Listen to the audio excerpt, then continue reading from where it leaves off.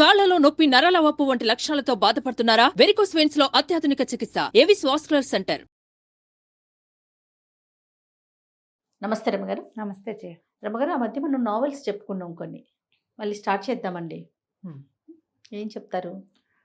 చాలా చిన్నప్పటి నుంచి చదువుతున్న నావెల్ ఒకటి చెప్తాను జయ. మీరా. నేను 11th క్లాస్ 10th క్లాస్ ఆ స్టేజ్లో మా అన్నయ్య ఎప్పుడో కొనుక్కొచ్చాడు ఆ పుస్తకం. పోనీ డిగ్రీ ఫస్ట్ ఇయర్ అనుకో, అలా అనిపిస్తుంది. లక్ష్మి రైటర్ పేరు. ఆవిడ గురించిన వివరాలు ఏమి నాకు పెద్దగా తెలియదు, కానీ ఆవిడ ఇంకా కొన్ని నావెల్స్ ఉన్నాయి. వైజయంతి ఒకటి బాగుంటుంది, తెల్ల గులాబీ ఒకటి బాగుంటుంది, ప్రేమ కిరీటం అలా ఉంటుంది పేరు, అది కూడా బాగుంటుంది. ఒక 5-6 నావెల్స్ కనపడతాయి బాగా. వాటిలలో నాకు మీరా చాలా ఇష్టం. ఈ మీరాలో ఒక అంటే కథనము, అది సాధారణంగా ఒక నార్మల్ లివింగ్, కాఫీ కలపటం, టిఫిన్ చేయటం, ఇలాంటి సింపుల్ విషయాలే చెప్తూ ఉన్నట్టు కనిపిస్తుంది. మామూలుగా మన ఇంట్లో ఎలా ఉంటుందో అలాంటి విషయాల మీదే కథ నడుస్తున్నట్టుగా కనిపిస్తుంది. అదేలేండి. దాని వెనకాల స్లోగా మనుషుల మనస్తత్వాల్ని చాలా స్లోగా, అంటే వెంటనే విశదంగా వీళ్ళు ఇది అని చెప్పరు, స్లోగా మనుషుల తాలూకు మనస్తత్వాలు ఆవిష్కారం జరుగుతూ ఉంటుందన్నమాట. నార్మల్ లివింగ్ స్టోరీసే ఇవి. ఓకే. ఆవిడ కథలన్నీ కూడా ఒక మిడిల్ క్లాసు, కొంచెం హై క్లాస్ అంతే. ఇందులో అద్భుతమైన హీరోలు, పరమాద్భుత సౌందర్యవతులైన వాళ్ళు ఎవరో ఉండరు, విపరీత విషయాలు ఏముండవు, బాగా డబ్బులు ఉండటము అలా కూడా ఉండదు. అన్ని సాధారణమైన గాథల్లాగానే కనిపిస్తాయి. కథలు బాగుంటాయి. SCRIBD ఉంది కదా, స్క్రిప్ట్ నేను చదువుతాను, స్క్రైబ్డ్, దాంట్లో దొరుకుతాయి. ఒక సింపుల్ లివింగ్ నార్మల్ స్టోరీస్గా కనపడతాయి. ఓకే. ఈ మీరా బాగా ఇష్టం నాకు, ఎప్పుడు చదువుతుండేదాన్ని, మధ్య మధ్యలో తోచనప్పుడు కూడా. ఒకసారి చదివింది మళ్ళీ చదువుకుంటారా మీరు? అవునా రవి గారు? నచ్చితే కదండి. అంటే కొంత బాగున్నాయి అనిపిస్తుంది కదా జయ. నేను అట్లా మళ్ళీ చదివే పుస్తకాలు బోలెడున్నాయి నా దగ్గర. ఒక 6 నెలలు 8 నెలలు గ్యాప్ వచ్చింది అనుకో, ఇక ఏం లేవు, దొరకలేదు, కొత్తవి ఏం లేవు. ఆ పాత వాటిలలో ఫేవరెట్ బుక్ తీసి చదువుకుంటాము. భలే ఉందండి. అందరూ చదువుతారు జయ ఇట్లా. అట్లనా? బుక్ రీడర్స్, బుక్ లవర్స్ అంటే ప్రతి కొత్త పుస్తకపు ఆకలే ఉండదు, పాత పుస్తకపు సరదా కూడా ఉంటుంది. నేను పిండి వంటలు పుస్తకాన్ని కొన్ని 100 సార్లు చదువుకుంటా. నువ్వు నమ్ముతావా మరి? ఒట్టి వంటలు పిండి వంటలు ఏవి లేకపోతే వంటలు పిండి వంటలు చదువుకుంటాను కూర్చొని. చదువుకోవటం ఇష్టం అంతే, టోటల్గా అంతే మంది. ఎంత మంచి లక్షణం కదా రమ్మ గారు. బుక్ రీడింగ్ అనేది చాలా మంచి అద్భుతమైన లక్షణం. అవును, నాకు రాలేదు రమ్మ గారు. అది ఎట్లాగో వచ్చేసింది. మా ఇంట్లో ఉంది, అది మా ఇంట్లో ఉండటం వల్ల నాకు కూడా వచ్చింది. నేను ఇంగ్లీష్ చదవలేను కదా జయ, పెద్దగా అసలు చదవలేని తనం కాదు, నడవదు. మీనింగ్ అంత తొందరగా ఎక్కదు. అంతే. ఎక్కుతుంది, మీనింగు ఎక్కుతుంది, చదవనుగలను, కాకపోతే ఎంజాయ్ చేయలేను. ఓకే. మన తెలుగులో ఉన్నంత ఎంజాయ్మెంట్ ఉండదు నాకు. ఇలా అయితే నేను అసలు విశ్వనాథ్ సత్యనారాయణ గారి పుస్తకాలు 100 సార్లు చదువుంటాను, మళ్ళీ సూపర్. అవి చదువుతూనే ఉంటాను. కొడగండి కుటుంబరావు గారు కొన్ని పుస్తకాలు అసలు ఇలా అనగానే వాళ్ళ పేర్లు చెప్పేసేయాలి. శ్రీపాద సుబ్రహ్మణ్య శాస్త్రి గారివి భలే బాగుంటాయి జయ. గులాబీ అత్తరు 6వ సారో 8వ సారో ఈ వారంలో చదివాను మళ్ళీ నేను. చదివితే బాగుంటుంది, మీకు తెలియాలి దానిలో రుచి. కాదు చెయ్య, మనం కొన్ని సినిమాలు ఉంటాయా మళ్ళీ చూడమా, చూసిన సినిమా అని మానేస్తావా? జగదేక్ వీరుడు అతలో సుందరి నువ్వు మానేస్తావా? మరి ఏం సినిమా అయితే నువ్వు 2వ సారి చూస్తావు? ఏది చూడవా నువ్వు? వేస్ట్ అంటారా? 2వ సారి అంత పెద్దగా ఎక్కదు గారు. హనీ ఉంది కదా, చూసిన సినిమాని, ఒక సినిమా నచ్చింది అనుకోండి, చూస్తుంది. ఫస్ట్ టైం ఎక్కడ చూస్తే నవ్వొచ్చిందో అక్కడే నవ్వుతుంది, 2వ సారి అట్లాగే నవ్వుతుంది, 3వ సారి 10వ సారి చూసినా అదే నవ్వుతుంది రమ్మ గారు. అది నాలాంటిదే ఉంటుంది. ఆల్రెడీ నవ్వేవు కదా, ఈ సీన్కి నీకు మళ్ళీ ఎందుకు నవ్వు వస్తుందంటే ఎంజాయ్ చేయాలి అమ్మా అంటది. అట్లా మీరు కూడా అంతేనా? నేను కూడా అంతే. కొన్ని పాత సినిమాలు అవి మళ్ళీ చూస్తాను జయ నేను. అవునా? చాలా బాగుంది రమ్మ గారు మీ సీక్రెట్స్. ఇలా చాలా మంది ఉంటారు, మేబీ ఇలా చాలా మంది. లేకపోతే పాత సినిమాలు రిలీజ్ అయినప్పుడల్లా ఎలా చూస్తున్నారు, మళ్ళీ ఎలా హిట్ అవుతున్నాయి. అవును. మా బందర్లో వచ్చిన ప్రతి పాత సినిమా మళ్ళీ ప్రతి సంవత్సరం రిలీజ్ అయ్యి ప్రతిసారి చూసేవాళ్ళం మేము. నేను ఒకదాని కాదు, మా ఇంట్లో బోల్డన్ ఉన్నాయి ఇలాంటివి నమూనాలు, బోల్డు. చూసిన సినిమాయే కదా అని మానేకండి. మాయాబజారు, మిస్సమ్మ ఆపు చేసి పప్పుకూడు, భూకైలాసు, భక్త ప్రహ్లాద చూస్తే మళ్ళీ వస్తే మళ్ళీ చూస్తాం ఇంకొకసారి, ఎన్నిసార్లు చూసినా బాగుంటుంది. కథలు కూడా అంతే. మీరాలో కొద్ది, మీరా ఒక మధ్యతరగతి, ఒక సామాన్యమైన అమ్మాయి. ఈ కథ ఎట్లా స్టార్ట్ అవుతుందంటే, మీరా వాళ్ళ అమ్మ కాంతమ్మ గారు తండ్రి ఉన్నట్టు కథలో చూపించరు. తల్లి పిల్ల. అమ్మాయి ఆవిడేదో ఒక కుట్టు సెంటర్లో పనిచేస్తుంది. సింపుల్ చిన్న టీచింగ్ ఉద్యోగం లాంటిది, మెషిన్ కుట్టాలు అవి చేస్తారు.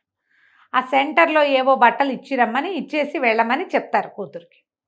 ఈ అమ్మాయికి ఒక ఫ్రెండ్ ఉంటుంది, అరుణ. అరుణ అంటే చాలా ఇష్టం. అరుణ ఒక రవ్వ మితభాష, మంచిది చాలా.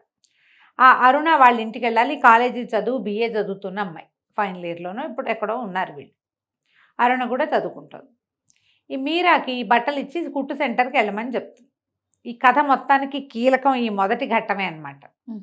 అయితే ఈ కుట్టు సెంటర్కి వెళ్ళేసరికల్లా అక్కడ సరోజినీదేవి గారిని ఒక ఆవిడ, కొంచెం డబ్బులున్న వాళ్ళు, ఈ కుట్టు సెంటర్ రన్ చేస్తుంది. ఇలా చిన్న చిన్న పనులు చేసుకుంటూ కుట్లు అవి కుట్టేవాళ్ళని ఎంకరేజ్ చేయడానికి ఈ మహిళా మండలి తరఫున ఒక పెద్ద సెంటర్ లాంటిది పెట్టించేవాళ్ళు. ఇది వరకు కనపడేవి మనకి, మన ఊళ్ళల్లో కూడా కుట్టు సెంటర్లు, సూయింగ్ మెషిన్లు పెట్టుకుని. అయితే ఈ అమ్మాయి అక్కడికి వెళ్ళేసరికల్లా అక్కడ కొంచెం దీనికి తెలిసిన వాళ్ళు కొద్దిమంది పిల్లలు కనిపించారు, కాలేజీ పిల్లలు. ఇక్కడ ఒక అద్భుతం జరగబోతుంది, నువ్వు ఉండని ఈ అమ్మాయి వెళ్ళిపోదలుచుకుంది. పాపం వాళ్ళు బలవంతంగా ఉంచుతారు. ఆడపిల్లలంతా పక్కపక్కలాడుతూ నవ్వేస్తూ ఉంటారు. ఈ లోపల ఒక ప్లకార్డు లాంటిది ఈ అమ్మాయి చేతికి అప్పచెప్తారు, ఇది పట్టుకోమని. అక్కడ ఏదో జరగబోతోందని తెలుస్తుంది, కానీ ఏమిటో తెలియదు. వీళ్ళందరూ అక్కడ లోపల ఉండగానే వాకిట్లో ఒక కారు వచ్చి ఆగింది. ఆ కారులో నుంచి ఎర్రగా పొడుగ్గా ఉన్న ఒక అతను దిగాడు. రెండో వైపు నుంచి ఒక అమ్మాయి దిగొచ్చి ఇలా కడుపులో నొప్పిగా ఉన్నట్టు వంగిపోయి ఉంటుంది, మూలుగుతోంది. ఆ అబ్బాయి గబగబా కారు దిగొచ్చి ఈ అమ్మాయిని కూడా డోర్ తీసి కారులోంచి దింపి కొంచెం సాయం బట్టి ఆ సెంటర్లోకి తీసుకొస్తున్నాడు. ఈ లోపలికి రాగానే ఆ వంగిపోతున్న అమ్మాయి ఎవరు? ఈ కుట్టు సెంటర్ నడిపించే సరోజినీదేవి గారి కూతురు పిల్ల జ్యోతి, దాని పేరు. కొంచెం అల్లరిది. ఈ మీరాకి తెలుసు, తన క్లాస్మేటే. సరే ఒక్కసారి బిల్లబిల్లాడుతూ ఈ ఆడపిల్లందరూ బయటకు వచ్చేసారు. సుస్వాగతం అని పక్కపక్క నవ్వుతూ అరుస్తూ చప్పట్లు కొట్టారు. అప్పటిదాకా వంగిపోయి ఉండి మూలుగుతున్న అమ్మాయి చటుక్కున స్ట్రైట్గా లేచి నిలబడి హాహాహా పందెం గెలిచాను వచ్చని గట్టిగట్టిగా మాట్లాడేసింది. ఈ ప్లకార్డు పుచ్చుకుందిగా మీరా, దాని మీద సుస్వాగతం అని రాసింది. ఆ అబ్బాయి చూసేసి అసహించుకున్నాడు వీళ్ళని. ఆ పిల్ల ఎక్కడో కడుపులో నొప్పి పడిపోతే వాడు మోసుకొచ్చాడు. అతన్ని కుట్టు సెంటర్కి తీసుకొస్తానని వీళ్ళతో పందెం కాసింది ఆ అమ్మాయి. ఆ అల్లరి చేస్తున్న ఆడపిల్లల గుంపులో వీళ్ళకి ఏ రకంగానూ సంబంధం లేని మీరా ఈ ప్లకార్డు నుంచునేసరికి ఆ అబ్బాయి మీరాని స్పష్టంగా చూసేశాడు. ఆ అమ్మాయి ఏదో చెప్పడానికి ట్రై చేసింది, కానీ అతను వినపించుకోడు, చెరచెరా వెళ్ళిపోయాడు. ఆడపిల్లలంతా నవ్వుకున్నారు బాగా. ఈ పిల్లలకు ఎందుకు వచ్చాను నేను అనవసరంగా వీళ్ళ మధ్యలోకి, అయితే చెత్త పిల్లల్లో ఉన్నారు. అతను ఎవరో మర్యాదస్తుడు, పెద్ద కారు మనిషి కూడా బాగున్నాడు, బాగా ఎర్రగా గీసిన కందల్లే ఉన్నాడు, అంతే ఎర్రటివాడు. ఈ పిల్లకి ఏం చేయాలో తెలియలా. తన దారిని తను అరుణ వాళ్ళ ఇంటికి వెళ్ళిపోతుంది. అరుణ ఇంటికి తిరుగుతుంది. ఇలా జ్యోతి వాళ్ళు ఇక్కడ ఏం జరిగింది అనేది సరిగ్గా అరుణకి విడమర్చి చెప్పలేకపోతుంది. వాళ్ళు ఏదో అల్లరి చేశారు అని చెప్పింది. 2 సార్లు అరుణ్ ఇంటికి వెళ్ళాక ఈ అమ్మాయికి ఏం తెలుస్తుందంటే, ఆ రోజు అక్కడికి వచ్చిన ఆ ఎర్రటి పొడుగాట అబ్బాయి అరుణ వాళ్ళ అన్నయ్య. అప్పటిదాకా అమ్మాయి చూడలే. అరుణ వాళ్ళది ఒక సంగతి. అరుణ ఏంటంటే వాళ్ళ సవితల్లి, ఇవి రెండో భార్య, వాళ్ళ నాన్నగారికి రెండో భార్య అరుణ వాళ్ళమ్మ. అరుణ వాళ్ళ నాన్నగారికి మొదట 2 కుమారులు పుట్టాక భార్య చనిపోతే చెల్లెల్నే పెళ్లి చేసుకున్నారట. ఆవిడ పేరు శాంతమ్మ గారు, ఆవిడకి అరుణ పుట్టింది. ముందు వాళ్ళిద్దరూ రాజేంద్ర, శేఖరం, 2 అన్నదమ్ములు. పింతల్లే పెంచింది. ఈ పెద్ద కొడుకు మాత్రం ఎప్పుడు ఈవిడ్ని అమ్మ అనేవాడు కాదు, పిన్నే అనేవాడు రాజేంద్ర. రెండో వాడైన శేఖరం మాత్రం ఈవిడ్ని అమ్మని చెల్లెల్ని చాలా బాగా చూసుకునేవాడు, బాగా క్లోజ్గా ఉండేవాళ్ళు. చిన్నన్నయ్యతో చాలా ప్రీతి. ఆ పెద్ద అన్నయ్యే ఇల్లు అది. ఓకే. ఆయనకి పెళ్ళయింది, కానీ పిల్లలు కలగల. ఆయన భార్య పేరు కుసుమ. క్యారెక్టర్స్ నిదానంగా పరిచయం చేస్తారు, సంతానం లేదు. అక్కడి నుంచి ఈ అమ్మాయిని చూసేసరికి చిర్చిర్లాడిపోతాడు అతను. ఈ అమ్మాయి ఒక్కతే నాకు క్లోజ్ ఫ్రెండ్, ఈ అమ్మాయి మంచిదని చెల్లెలు చెప్పినా సరే అతనికి నచ్చదు. అన్నయ్య ఎందుకు అట్లా ఆడుగా బిహేవ్ చేస్తాడో ఈ అరుణకి అర్థం కాదు. ఏం జరిగింది వీళ్ళిద్దరి మధ్య, అతను అంత విసిగిపోవడానికి కారణం ఏమిటి అనేది అరుణకి ఎప్పటికీ తెలియదు. ఈ అమ్మాయి కూడా చెప్పడానికి కొంచెం చెప్దామనుకుంటుంది. ఇతను విసుక్కున్నట్టుగా మాట్లాడేసరికి ఒళ్ళు మండుతుంది. మీరాకి చిన్న తలబిరుసు, చాలా చిన్నది కానీ ఉన్నది, కనపడ్డంత మెతకది కాదు అమ్మాయి. పిల్ల అందంగా ఉంటుంది, చక్కగా బారెడు జడ, పద్ధతిగా బాగుంటుంది. కానీ వీళ్ళిద్దరికీ అన్బన్నే అవుతుంది. ఈ లోపల ఇంట్లో రకరకాలు జరుగుతూ ఉంటాయి. ఫైనల్ ఇయర్ పరీక్షలు రాస్తారు. రోజులు గడుస్తూ ఉంటాయి. అతనికి అమ్మాయి వచ్చినప్పుడల్లా చెల్లెలు సంతోషంతో పొంగిపోవటము అవి అతను నచ్చుబాటుగా ఉండవు. ఈ పిల్ల మంచి పిల్ల కాదు, పిల్ల మంచి పిల్ల కాదు, ఆ జ్యోతి వాళ్ళతో తిరుగుతుంది. ఇట్లా ఆ మధ్యలో ఆ జ్యోతి కూడా వీళ్ళు, ఆ అమ్మాయికి ఏంటి, ఆ జ్యోతికి ఈ వీళ్ళు డబ్బులు ఉన్న వాళ్ళు ఈ కుర్రాడికి లైన్ వేసి ఎట్లాగైనా వీళ్ళ తన అల్లరితో వాడిని మెప్పించాలనుకుంటే ఆ అబ్బాయి అల్లరికి లొంగేవాడు కాదు. ఆ సరదాని జీర్ణించుకోవాలా, తనకు నచ్చలేదు. ఆ అమ్మాయి కూడా వస్తుంది, వాళ్ళు కలిసి వాళ్ళ ఇంటికి వెళ్తారు, రమ్మంటుంది, ఇవన్నీ జరుగుతూ ఉంటాయి. కానీ ఈ కుర్రాడికి మాత్రం ఆ అమ్మాయి మొహం గిట్టదు, శేఖరానికి మీరా మొహం గిట్టదు. రోజులు గడుస్తూ ఉంటాయి. వీళ్ళు రాజేంద్ర కుసుమ వాళ్ళ కథ నడుస్తుంది అనమాట. పిల్లలు కలగలేదు, అయితే బాగా ఆలోచించుకుని ఇద్దరు పిల్లల్ని అడాప్ట్ చేసుకుంటారు. అడాప్ట్ చేసుకోవడం మళ్ళీ ఎవరినో కాదు, అక్కయ్య పిల్లల్నే తీసుకుంటారు. చెల్లెలు కొడుకుని అక్కయ్య కూతుర్ని ఇద్దరిని ఉంచుకుని, అక్కయ్య కూతురికి తోడు కోసం అక్కయ్య కొడుకుని కూడా ఉంచుకుంటారు ఇంట్లో, పెద్దవాడిని పిల్లల్ని చూసుకోవటం కోసం. ఈ పిల్లలు పెంపకాలు ఈ వ్యవహారాలు నడుస్తుంటాయి. అయితే ఒకసారి ఏమవుతుందంటే ఈ మీరాకి ఎలాగైనా బుద్ధి చెప్పాలని ఉంటుంది అతనికి. నువ్వు ఇక్కడికి రావద్దన్నట్టుగా అమ్మాయికి చెప్తాడు, మా ఇంటికి రావద్దు నువ్వు అని. అరుణతో చెప్పించండి ఆ మాట అని చెప్తుంది. అంతేగాని నేను అక్కడ లేనండి అది కాదు అని అతనికి నచ్చ చెప్పడానికి కానీ, నువ్వు పొరపాటు పడ్డావని చెప్పడానికి కానీ ఆ అమ్మాయి ట్రై చేయదు. మీరా ప్రయత్నించదు. పోనీ అరుణకి ఇలా జరిగింది, అందులో నా తప్పేం లేదు, మీ అన్నయ్యకి నన్ను చూస్తే అందుకే కోపం వస్తుందని అరుణకు కూడా చెప్పలేకపోతుంది, చెప్పదు. చెప్పకపోవడానికి ఏవో రకరకాల కారణాలు మొత్తానికి చెప్పదు. ఈ రోజులు గడిచాక ఒకసారి ఏమవుతుంది, అరుణ వాళ్ళు ఎక్కడికో ఊరు వెళ్తారు. ఇతను ఏమనుకుంటాడంటే ఈ పిల్లని ఇంటికి పిలిచి దీనికి బుద్ధి చెప్పాలనుకుంటాడు. నీలాంటి అల్లరి పిల్లతోటి మా చెల్లెలు తిరగకూడదు అని ఉంటుంది. ఈ అమ్మాయికి ఏదో పెళ్లి సంబంధం కూడా కుదురుస్తారు అరుణకి, అతని ఫ్రెండే మూర్తేనే అతని సంబంధం ఏదో కుదురుస్తారు. ఒక కుర్రాడు ఎవరికో ఉత్తరం ఇచ్చి చెంది అరుణ రమ్మంటుందని కాగితం రాయిస్తాడు. ఆ అమ్మాయి ఇంటికి వచ్చే టైంకి అరుణ వాళ్ళ ఇంటికి వచ్చేసరికి ఆ ఇంట్లో ఎవ్వరూ ఉండరు. ఇతను ఉంటాడు. ఏం చేస్తాడు, సుస్వాగతం అని బోర్డు పుచ్చుకుని వచ్చుంటాడు. ఆ అమ్మాయిని కవ్వించడానికి అనమాట. ఆ పిల్ల కూడా బాగా మాటలు విసిరేస్తుంది. దానికి ఏమనిపిస్తుంది అంటే ఆ జ్యోతి మీద ఇంట్రెస్ట్ తోటే వచ్చాడు వీడు అనుకుంటుంది. జ్యోతి ఇతనికి నమ్మించిందని అనుకోదు. చాలా చిన్న మిస్అండర్స్టాండింగ్. ఇద్దరు మాటలు విసురుకుంటారు. అతను ఏదో అమ్మాయి చేతులు పుచ్చుకుని అది కాదని చెప్పబోయేసరికి చెంప మీద కొట్టేసరికి ఆ పిల్లల్ని గట్టిగా దగ్గరికి లాగేసుకునేసరికి ఒక ఒంటికి వివసత్వం వచ్చేస్తుంది. ఆ పిల్లని అనుభవించేస్తాడు అతను. దొరికిపోతుంది. ఒక ఒళ్ళు తెలియని స్థితిలో బలవంతం చేసేస్తాడు. లేచి వెళ్ళిపోతుంది. ఇతనికి ఏం చేయాలో తెలియదు, పొరపాటు చేశాను, దీన్ని ఎట్లా సరి చేసుకోవాలో అర్థం కాదు. ఆ తర్వాత మళ్ళీ మీరా అతనికి కనపడుతుంది. రోజులు గడిచిపోతాయి. ఇక్కడ ఆఫ్ చేసి పిల్లవాడు పుట్టడం దగ్గర మళ్ళీ కథ మొదలు పెడతారు. మధ్యలో అమ్మ ఎలాంటి ఇబ్బందుల్లోకి వెళ్ళారు ఏమీ చెప్పరు. చెప్పకుండా మళ్ళీ కరెక్ట్గా 3 నెలల పిల్లాడిని బట్టలు వేయటం దగ్గర కథ మొదలవుతుంది అనమాట. దీని తర్వాత ఇదంతా ఎవరు పాఠకుడి ఊహకు వదిలిపెడతారు. ఏమన్నా ఊహించుకోండి, ఏదైనా కానీ. అరుణకు కూడా పెళ్ళైపోతుంది. అరుణ పెళ్ళి కూడా ఒక వాక్యంలో తేల్చేస్తారు. సరే, ఇది కట్ చేస్తే వీళ్ళు వేరే ఊరు. ఈ ఊళ్ళో మీరాబాయమ్మ గారు, ఈ అరుణ కాదు మన మీరా వాళ్ళ అమ్మమ్మ బామ్మ అంటుంది.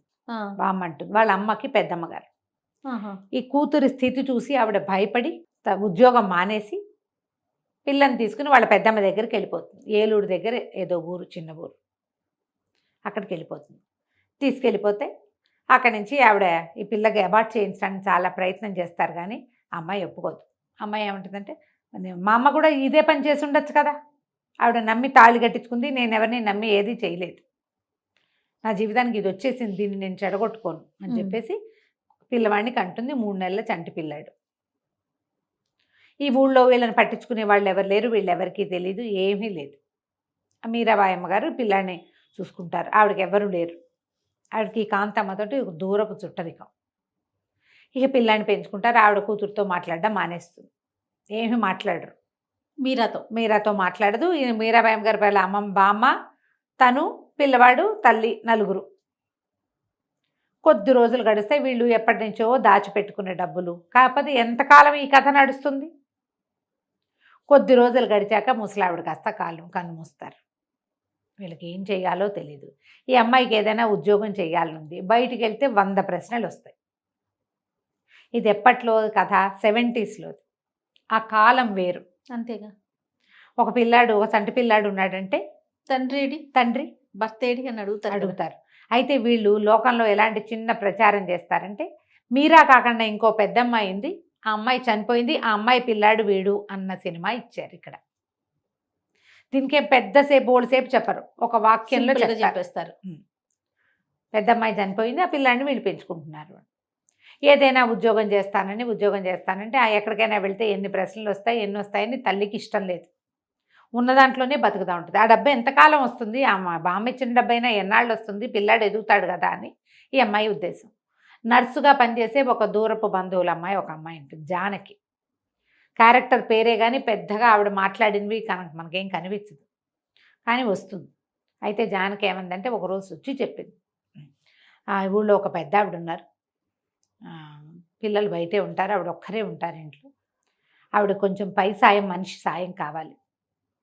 70 రూపాయలు ఇస్తారు ఆ రోజులో. 70 రూపాయలు 70 రూపాయలు ఇస్తారు. ఆవిడ కొంచెం గుండెదడ మనిషి.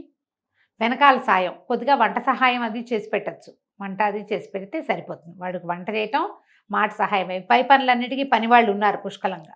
వాళ్ళకి డబ్బులు ఎక్కే లేదు అసలు. సహాయంగా ఒక మనిషి, కొంచెం 4 తెలిసిన వాళ్ళు ఎవరైనా ఉండాలి, అంతే. అనేసరికి మీరా బాగా ఆలోచించుకుని పదనే వస్తానంటుంది. వెళ్తే చక్కగా సన్నగా పొడుగ్గా తీగల్లే ఉన్న పిల్ల, 10th క్లాస్ చదివానని చెప్తుంది. BA చదివి ఈ పిల్ల మీరా 10th క్లాస్ BA చదివి ఈ ఊళ్ళో ఎందుకున్నావు, ఈ పనికి ఎందుకు వచ్చావని అడుగుతారు కదా. 10th క్లాస్ చదువుకున్నా, మా అమ్మకు ఒంట్లో బాగుండదు, అనారోగ్యం, అమ్మ గుండె జబ్బు మనిషి, ఎక్కువ దూరం వెళ్ళలేను, పై ఊళ్ళకి తీసుకెళ్తే కష్టం, ఈ ఊరు నీరు ఆవిడకి పడింది, ఇలా ఏవో 2 వాక్యాలు చెప్పుకుంటారు. జానకి ఇంతలో ఏమైంది, ఆవిడకి ఉన్నట్టుండి ఆవిడ కొంచెం దడొచ్చేసరికి ఈ అమ్మాయి గబగబా వెళ్ళి కూజాలో మంచి నీళ్ళు నింపి పట్టుకొస్తుంది. అట్లా సహాయకారిగా ఉండేసరికి ఈ పిల్లని పెట్టుకుంటానంటుంది ఆవిడ. ఈ అమ్మాయి వాళ్ళ ఇంట్లో ఉండటం మొదలు పెడుతుంది. అయితే ఇట్లా వంట చేయడానికి, పని చేయడానికి వెళ్తున్నానంటే తల్లికి నచ్చదని, 2 పిల్లలు ఉన్నారు, వాళ్ళకి ప్రైవేట్ చెప్పడానికి వెళ్తున్నానని చెప్తుంది. తల్లికి నిజం చెప్పదు. అక్కడున్న పిల్లలు, ఆ ఊర్లో ఉన్న బాచి, ఈ మీరాబాయి అమ్మగారికి దూరపు చుట్టాల పిల్లవాడు ఒకటి బాచి అని, వాడు వస్తూ ఉంటాడు. వాడికి వీళ్ళిల్లు వాకిలి తెలుసు. వాడికి కూడా చెప్తుంది, ఒరే ట్యూషన్ చెప్తానని చెప్పాలరా మా అమ్మకి, ఇది చెప్పకూడదు అని. రోజు వెళ్తూ వస్తూ ఉంటుంది. పిల్లాడిని ఇప్పుడు తల్లి, ముసలావిడ లేదు, అంతకుముందు ఆవిడ చూసేవారు, ఇప్పుడు ఆవిడ తప్పనిసరిగా తల్లే పిల్లాడిని చూసుకోవాలి. అంతేగా. వాడు చక్కటి పిల్లవాడు, చక్కగా తెల్లగా బొద్దుగా ఉన్నాడు. ఆవిడ ఎంతసేపు అనుకుంటుంది, ఏ జమీందారుల ఇంట్లోనో పుట్టాల్సిన పిల్లాడు వీడు, ఏం జరిగి ఇలా పిల్లవాడు ఇలా ఈ రకంగా అయ్యింది అనేది ఆ తల్లికి అర్థం కాదు. ఆ అమ్మాయి చెప్పదు అసలు. కొద్ది రోజులు గడిచేసరికి ఆవిడ కూతురికి, కొడుకులకి ఉత్తరాలు రాసుకుంటూ ఉంటుంది. కొన్నాళ్ళలో మా అమ్మాయి వస్తుంది పురిటికని చెప్తుంది. ఒకరోజు మా అబ్బాయి వస్తున్నాడని చెప్తుంది. ఆ అబ్బాయి వస్తాడు, కారు వాకిట్లో ఆగుతుంది. ఆ లోపలికి వచ్చిన అబ్బాయి ఎవరు? శేఖరం. ఏం చేయాలో అర్థం కాదు. వీడు ఆశ్చర్యపోతాడు, ఇతను కూడా చాలా ఆశ్చర్యపోతాడు. మాయమైపోయింది మీరా. ఆ దుస్సంఘటన తర్వాత అతను మళ్ళీ ఆ అమ్మాయిని చూడలేదు. ప్రాణాలు లేచొస్తాయి అతనికి. ఎలాగైనా ఆ అమ్మాయిని ఒప్పించి పెళ్లి చేసుకోవాలనుకుంటాడు. అసలు అతని వైపు తలకాయ కూడా తిప్పి చూడదు అమ్మాయి. ఎంత బతిమలాడినా, ఎన్ని విధాలు అడిగినా సమాధానం చెప్పదు. కట్రాట్లాగా బిగిసిపోతుంది. ఇప్పుడు రేపు పురిటికి రాబోయే కూతురు ఎవరు? అరుణే. మరి వస్తుంది కదా, అతని చెల్లెలే కదా. కొద్ది రోజులు గడిచేసరికల్లా ఆ అరుణ్ వచ్చేసరికి ఆమె చూసి ఆశ్చర్యపోతుంది. 2 నెలలతో చూసేసరికల్లా, నువ్వు ఇక్కడ ఉండటం ఏమిటి, నువ్వు ఎందుకు ఈ పని చేస్తున్నావు, నువ్వు BA చదువుకుని, ఇంత చదువుకుని అంటారు. BAని పెద్ద చదువుగా చెప్తారు ఆ 70లలో. గ్రాడ్యుయేషను చాలా పెద్ద చదువు, పెద్ద ఉద్యోగం చేసుకోవాలి. ఈ పని చేయటం ఏమిటని ఎంతో ఆశ్చర్యపోతుంది, ఏడుస్తుంది, కావలించుకొని నిన్ను 2 ఏళ్ళ అవునా? నుంచి ఏమైపోయావు నువ్వు, సంవత్సరంన్నర అయింది, నా పెళ్ళికి రాలేదు, నేను ఎక్కడున్నావో తెలియదు, ఎన్ని కబుర్లు చేసినా మీ ఇంటి సందులో ఎవ్వరూ చెప్పలేకపోయారు అని విపరీతంగా ఏడుస్తుంది. ఆ తల్లి ఆశ్చర్యపోతారు, శాంతమ్మ గారు. ఇదేమిటి లేకలేక కండానికి వచ్చిన పిల్ల ఏడుస్తూ కూర్చుంటే ఎట్లా, చాలా దిగులు పడిపోతుంది. నిన్ను ఎంత మిస్ అయ్యాను నేను, నువ్వు ఇట్లా ఎందుకు చేసావు, నాకు ఎవ్వరూ ఫ్రెండ్స్ లేరు, నాకు ఉన్నదే నువ్వు ఒకదానివి, నువ్వేమో ఇట్లా నాకు చెప్పకుండా ఓ ఉత్తరం లేదు పత్రం లేదు, ఎట్లా వెళ్ళిపోయింటే అమ్మ బామ్మకు బాగోలేదని వచ్చేసాం, వస్తే ఒక ఉత్తరం ఎందుకు రాయలేదు నువ్వు అంటుంది. అంతేగా. ఇక ఉండిపోతుంది. ఈ అరుణని వదిలిపెట్టి వెళ్ళటానికి మనస్కరించదు. మెల్లిగా రోజులు గడుస్తాయి. చివరికి కథ ఏ మలుపు తిరుగుతుందో మనం వచ్చే భాగంలో తెలుసుకుందాం. తప్పకుండా. భలే ఇంట్రెస్టింగ్ ఉంది రమ్మగారు, చాలా బాగుంది. అందుకే మీరు అన్నిసార్లు చదువుంటారు. నమస్తే అండి. నమస్తే. సుమన్ టీవీలో మీ పర్సనల్ అండ్ బిజినెస్ ప్రమోషన్స్ కోసం కింది నెంబర్కి కాంటాక్ట్ చేయండి.